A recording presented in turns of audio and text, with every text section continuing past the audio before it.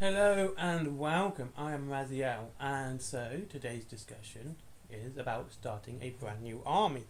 Now, this can mean for any game. It doesn't matter which game you play. Wild West Exodus, Dystopian Wars, Kings of War, Firefight, Bolt Action, Judge Dredd Game Slain, Conflict 47, Trench Crusade, Warhammer 40k. Doesn't matter. This applies to all of them. It does. It really does. And so, how would you go about it? Now, it can be difficult for some people, and when I mean some people, I mean me. Okay, I'm a bit of a greybeard now. Been in my hobby for 30 years. Painted plenty of models, played plenty of games, but I tended to stick to the same army for those 30 years, and so changing an army for me is actually incredibly difficult. I always find this urge to just get the models for that particular army. Well, if you know, it's the Eldari. So I do find it particularly difficult. And if you're in the same boat as me, then hopefully this video will help you out. So when you go about collecting a brand new army, what you should look at first is the models. Always look at the models first, because with that you can see what you're getting into, what they look like, and you can find painted versions, what they look like painted, and you can really feel if it suits you and that's the sort of thing you enjoy. I've said plenty of times I really like fast armies. I like quick armies. Kind of the reason I'm doing the Enlightened for Wild West Exodus at the moment, even though I'm getting some lawmen soon, because in the starter set you get 5 vehicles. You get 3 monocab or monostriders. You can build both with the same sprue, and 2 iron horses. So you have plenty of vehicles compared to the Union side, which is mostly infantry plus 2 iron eagles, which are basically iron horses with extra armor. Anyway, but you do get a lot of choice. Actually, no, you get 6 vehicles. I just realised. Gustav Eiffel's in a monostrider. Anyway, as I was saying, it suits me. It suits me as a player because I like playing fast games. I like to get there quickly. I like to fight fast. I even got the death from above posse because it's a fast army. It's fully winged. Or if you do the whole thing, you collect the whole thing out, you'll have 7 all flying models. From the posse itself, to the Cloud Runner, to the Thunderbird, to the Great Eagle. You get so many flying things. And again, that's what appeals to me. So you find what appeals to you. If it's something which is tanky, lots of tanks, or something that's, lots of horde. Maybe you like to just sit there and just batch paint, and you like goblins, so you just paint goblins. Or you like hordes, or you like more elite forces. Anything like that. You find what personally appeals to you. None of it's ever wrong, by the way. None of this there's no wrong answer to this. Just because you like a particular style of play, it might not be good for that edition, but you're doing it for yourself. And this is one of the biggest things I find, is people are too concerned, and it's very few, by the way, this is not a lot of people, but it's enough for me to make a slight comment on, are too concerned with what their army means to someone else. What are the rules for this army like? Are they good? Are they bad? It's like, dude, do you like the models? Yeah, but get the models. That's what you're there for. Don't be too concerned about what other people think about your army. The same with painting, by the way. Don't be too concerned about how badly or well they're painted, because you're painting for yourself, for no one else. Unless you're painting commission, then that's different. And don't compare your models to anyone else's. Put your own love and enjoyment into them. Do it for yourself.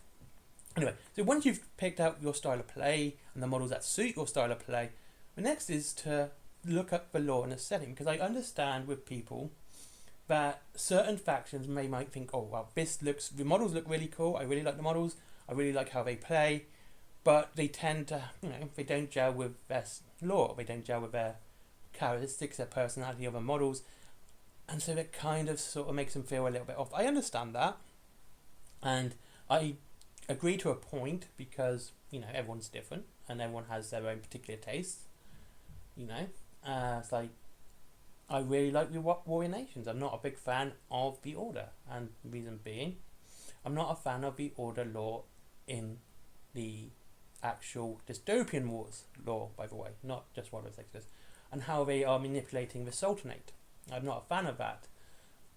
So I'm like, you know what, the models look great. Elite Anura, Legendary Elite Anura looks like a fantastic model. I did review her.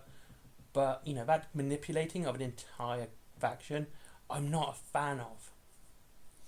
So, you know, so I don't collect the order. I understand it, and I am prone to it myself. So you read the lore, you found the minis you like, they suit your gameplay style, you like the lore, what next?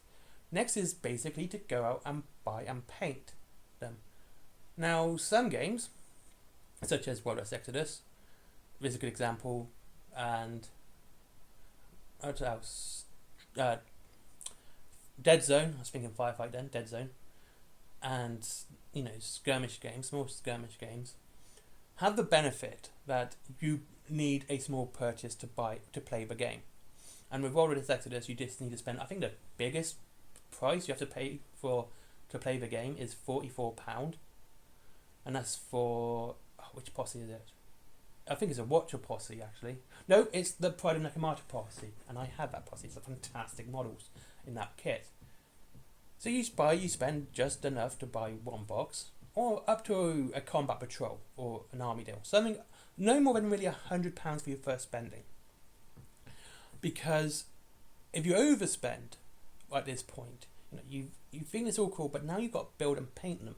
That can change your mind on a faction too. You go, God, this army's just so boring to paint, or this army's so fiddly to put together. And you start losing interest, but you've also put down, if you go out and buy like 1,000, 2,000 points straight away, you soon realise that you kind of feel like you've wasted your money because you're not enjoying the building and painting aspect of it. Warlords Exodus players just remove a 0 for the same points cost. Actually, that's just 2 posse boxes actually, so it doesn't really matter. But you do, I'm sorry, I'm kind of going on a tangent. But once you've got to this point where you have done that, you're going to have more fun. Going out your way to buy, you know, a hell of a lot, buy a whole big army straight away. Now, I'm going to excuse starter sets on this one at the moment because I'll get to those in a second. You know, the starter boxes.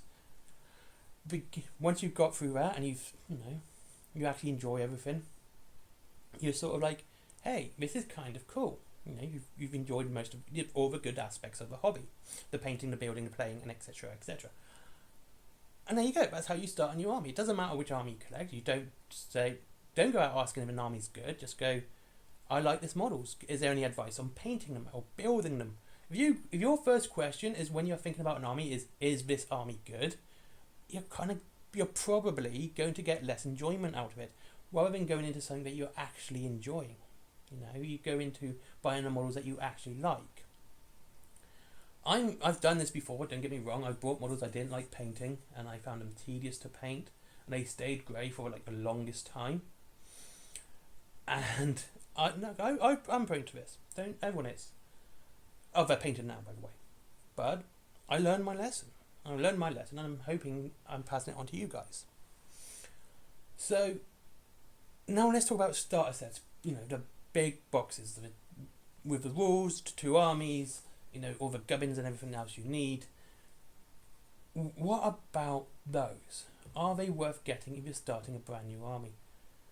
Kind of a complicated question. Yes and no. Now, the reason yes, for most companies, it's less than £100. You're spending around about, I think the most I've seen for a basic starter set, by the way, is 95 quid. And so you have, you know, like what you would buy for a mega army or a combat patrol box. You'd have exactly the same stuff. So you're not spending that much more, and you're getting an army, you're getting everything you need, and you know, you get to find out if you enjoy it. Another good bonus of this, if you're not enjoying the army you picked in the box, you have another army to choose from and to, you know, kind of practice with and see if you enjoy them more.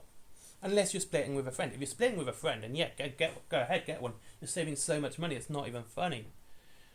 And so, that's the positive. And negative aspect is, you're probably going to end up stuck with an army you don't want. You know, you're going to end up stuck with this, you know, you've bought a box for, you know, like halflings or something like that, but you've got like the Rift Forged Orcs left, or you've got the Union or Enlightened yet left. You're going to have a faction that you didn't want. That's like the only downside to this. And some games don't provide dice. Mantic. Dice, please.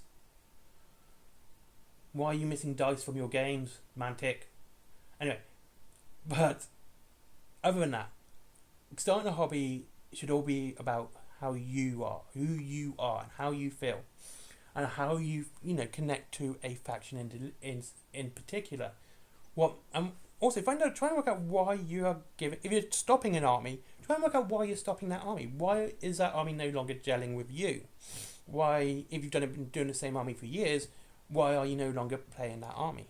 So you can do a bit of self-reflection on this as well, and you can go, well, maybe I've grown out of it. Maybe I don't like. Let's think.